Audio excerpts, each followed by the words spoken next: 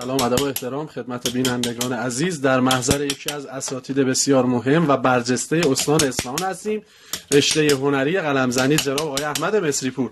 جناب استاد سلام علیکم. سلام. خسته نباشید. استاد چند سال مشغول به این کار هستین؟ 30 سالی تموم. استادتون کی بودن؟ پدرم. میشه یه مقداری در مورد شغلتون توضیح بدین؟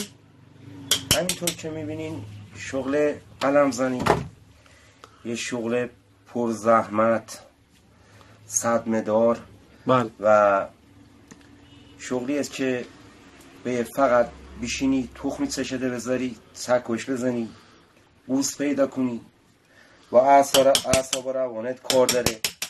بله.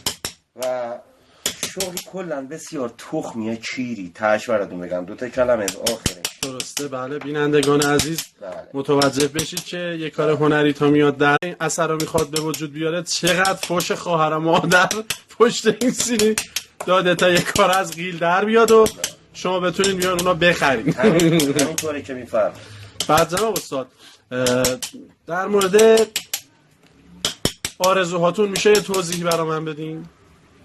آرزو همون که خب خیلیه، ولی بزرگترین آرزویی که من دارم با 30 سال زحمت راجع به این شغل آرزو دارم که بتونم اولین شخصی که قلمزنی ایجاد کرده، شغلی به نام قلمزنی تو ذهنش پیدا کرده، قلم و چکش اختراع کرده و کارا آورده روی فلز و چکش قلم رو یاد داده که ستوری فلان، این آقا را قبرش بزنم تا من این کس کشه قبر کشمش بالا و هرچی کیره تو کس خارا مادری کس کشش بکنم، کیر تو